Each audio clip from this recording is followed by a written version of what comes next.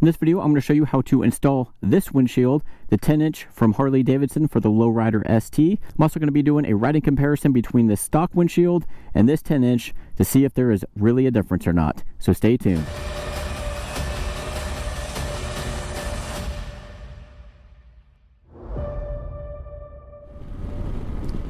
Alright, so I do have the stock fairing set up. And I'm about 52, I'm going to crank it up to about 53 miles an hour. And this is kind of a lot of the riding I do. And right now, you'll see like right here, right about my visor, top of my visor is where all the wind is hitting me. And it's not giving me any head buffeting or anything like that. It's just a lot of wind noise in my helmet, which isn't a big deal under 50 miles an hour. But when you go over 50 miles an hour, you really start hearing and noticing that wind noise. It's really loud on the highway. So I really definitely want to see where kind of that wind is, because you'll see like right here there's nothing, but right here is where I start feeling that wind, and it's coming directly in right above my visor. So let's go ahead and install the 10-inch Harley Davidson windshield, and then we'll take it out and see how it does. Alright, so here is the new windshield directly from Harley Davidson. And you obviously see it is a very light smoke, so it's not quite clear. It's got a little bit of tint to it, but not much. And the cool thing is it already came pre-installed with the grommets, so don't have to mess with those to take off the old windscreen. So we just take this T27 and unscrew all of these right here. Alright, we should just be able to lift these up out of the tabs, just like that. Make sure your gasket here is good and doesn't come off. We're going to go ahead and sit this one down, take our new one, and just line up the holes.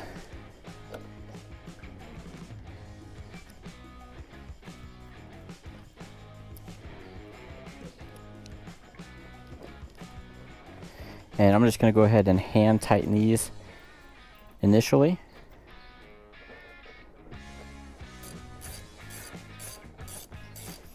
I'm just going to tighten it back down. I'm just going to do about a hand tight.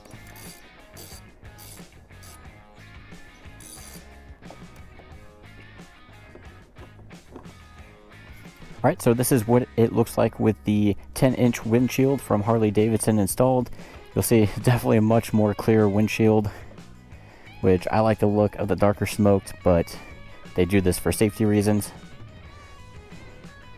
So let's jump on the bike and see how this changes it. So here is the 10-inch Harley Davidson windshield for the Lowrider ST installed. So this is what it looks like from your point of view. My eyes are probably a couple inches above the top of the windshield here. So I know the GoPro said slower, so it looks like I'm looking through the windshield, but I'm actually looking over it pretty comfortably.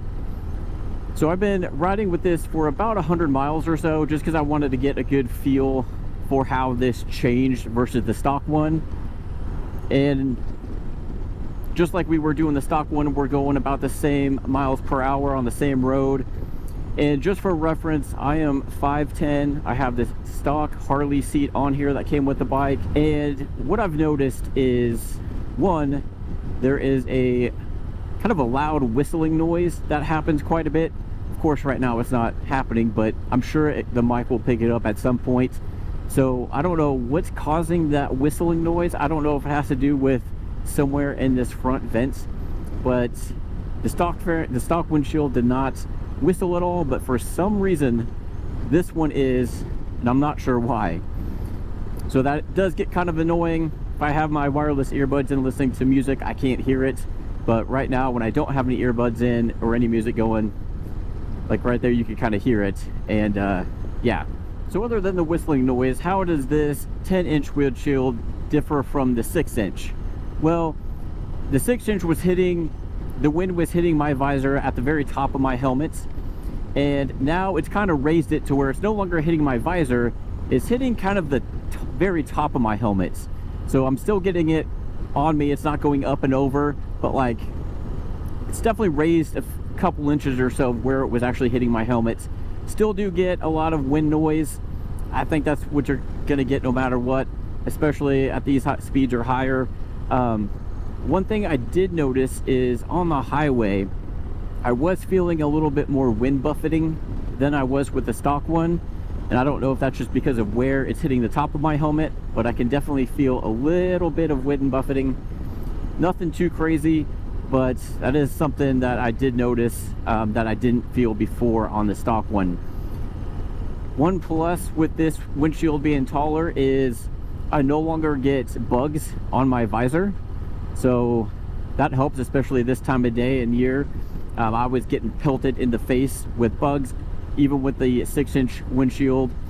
But this one, for some reason, is stopping all that, which is good. So it does stop the bugs from hitting your visor, but it does still, at least for me at 5'10", and the seat I have on here, it still does hit the top of my helmet, but you're still in that same kind of rider pocket. I think on the sides, you know, your pocket is still in the same position. It's just kind of raised up a little bit with this taller windshield. Now, I do prefer the look of the stock one, just because it does sit a little bit lower and is that dark smoke colored. But this one honestly doesn't bother me too much. I've gotten used to it by now. At slower speeds, it does still keep a good job of keeping the wind off of your body, and you know, the wind noise isn't a problem. Probably 45 or under, you just start noticing a lot more wind noise with both of them once you start hitting about 45 plus. And then obviously on the highway it does get a little bit louder. I'm not sure if the microphone is picking up the whistling noise, but you can definitely hear. So I gotta recheck to make sure everything is on there right. I put it on exactly where all the screw holes lined up and everything, so I'm not sure what's causing this whistling noise. So if you guys have any issues with that, if you've installed this, let me know what you found out.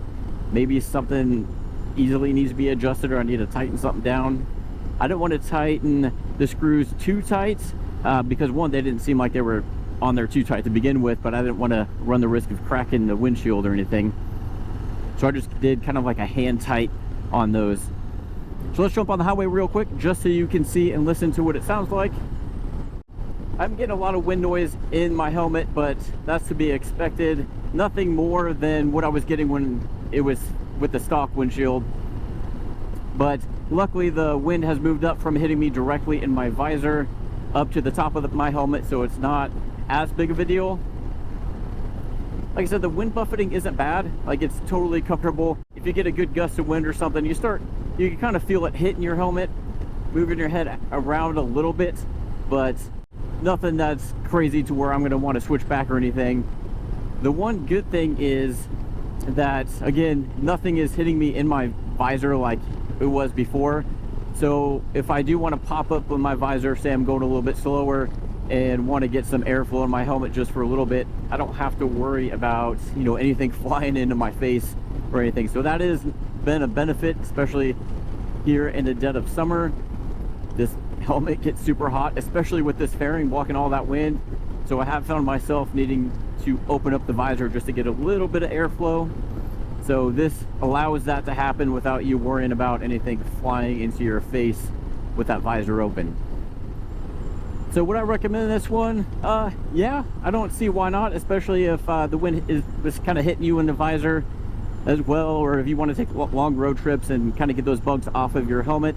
The taller one does help with that.